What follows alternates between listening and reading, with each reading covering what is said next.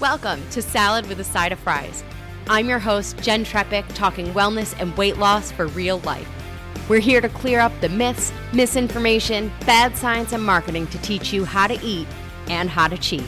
Are you ready? I'm having salad with a side of fries.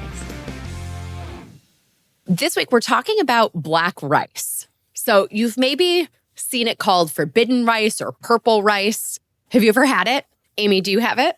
Absolutely. I have a dish that I make with it. I love it too. And I will admit, I forget about it. And then I see it in a restaurant, or I was recently at a spa and they served it with a couple of the menu items. And it reminded me, and there's also a vegetarian sushi place in New York that uses black rice in everything.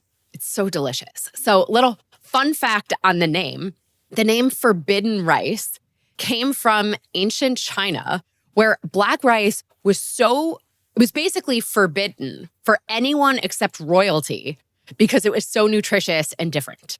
So in 100 grams of uncooked black rice, so that's about a half a cup uncooked, you get almost 9 grams of protein, a little over 2 grams of fiber. And for what it's worth, this makes black rice one of the highest in protein of all rice varieties.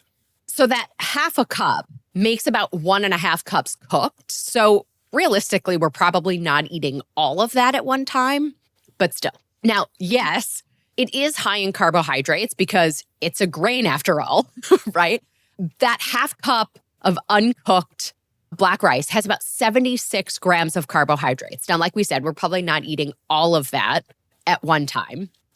Interesting, though, the glycemic index rating for black rice is 42, which is considered low. So for perspective, by the way, brown rice has a GI rating of 65, which is like medium or moderate glycemic. Now, remember, for those of you, if you go back to our episode, our nutrition nugget, cool your rice, that applies here too. And that then increases the resistant starch in the rice. So, little hack of sorts on that.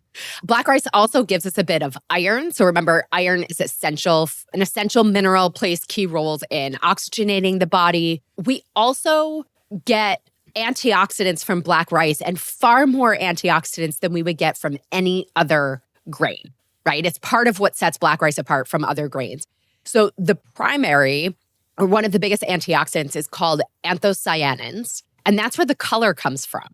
So it's also what gives blueberries and purple sweet potatoes their colors. So we've talked about it before, but the deep, rich color is an indication of how much antioxidant value a food has. And that's sort of across the board, with all foods.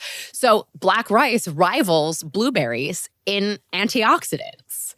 So thinking about the amount of protein that comes from this grain and a little bit of fiber, plus the iron and tons of antioxidants, we can conclude that eating black rice has a host of health benefits. So we know anthocyanins, right, those antioxidants, have strong anti-inflammatory properties, even anti-cancer effects. We can also think about heart health, metabolic health, cognitive health, and that's sort of just the tip of the iceberg. Now, as usual, research on a specific food is limited, but we can look at research on the nutrients in black rice. So I mentioned heart health. Right? Research in both animals and humans suggests that the anthocyanins, those antioxidants, they help improve cholesterol and triglyceride levels. There was one study I found that actually used black rice with rabbits. And so they analyzed the impact of a high cholesterol diet on plaque accumulation in the rabbits. And they found that adding the black rice to the high cholesterol diet resulted in 50% less plaque buildup compared to the rabbits who had white rice. I know, right? I know. On the cancer front, also still connected to the anthocyanins, there was a test tube study using anthocyanins from black rice and saw reduced number and slowed growth of human breast cancer cells. Now, we certainly need more research, right? Let's not all go wild here, but there's something interesting there. Related to things that we talk about all the time on Salad with a Side of Fries, animal studies show that eating black rice, or really anthocyanin-containing foods, may help reduce blood sugar levels in those with type 2 diabetes. A study in mice saw that adding black rice to a high-fat diet reduced fat accumulation in the liver. Everybody, remember our nutrition nugget on non-alcoholic fatty liver disease. right? So everything ties together, right? There's a method to this madness. Yeah. I do think this, like we said, this also ties back to that antioxidant activity. Other antioxidants in black rice are lutein and zeaxanthin.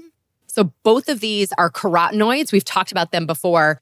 Specifically with these two, lutein and zeaxanthin, they seem to protect the retina by filtering out blue light. So we want to think about eye health. And they may also decrease cataracts and diabetic retinopathy. So very interesting, or at least the risk of diabetic retinopathy, I should say. I think the plus side of all of this is that black rice is really easy to add into our repertoire. You're going to cook it in water or stock like any other rice. It takes about 30, 35 minutes. For each cup of rice, it's like 2¼ cups of liquid. Remember, rinse the rice first, and then, of course, cool the rice after, if you remember that nutrition nugget, so that we can increase the resistance starch. Of course, it's rice, which means it's naturally gluten-free. You could use it as a side dish. I think it's delicious too if you add like grilled veggies or grilled onions to it. You could also make the black rice and then throw a little bit on top of a veggie side or on top of a salad and kind of use it for added color, added texture, deliciousness. So the next time you're at the store, see if you can find black rice. Maybe it'll be called purple rice or forbidden rice. Amy, anything you want to add? No, I love it around the holidays because it's beautiful, and mix it with some butternut squash, pecans, pomegranates, and green onions. And Sounds delicious. I'm coming to your house.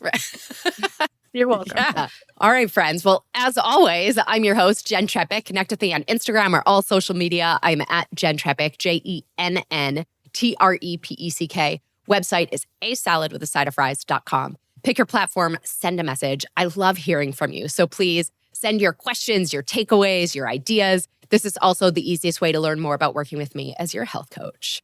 Dr. Amy Novotny, thank you again for being here. Thank you. I appreciate it. Absolutely.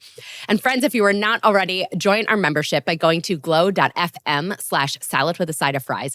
This shows your support for this podcast, this community, and most importantly, it supports your health.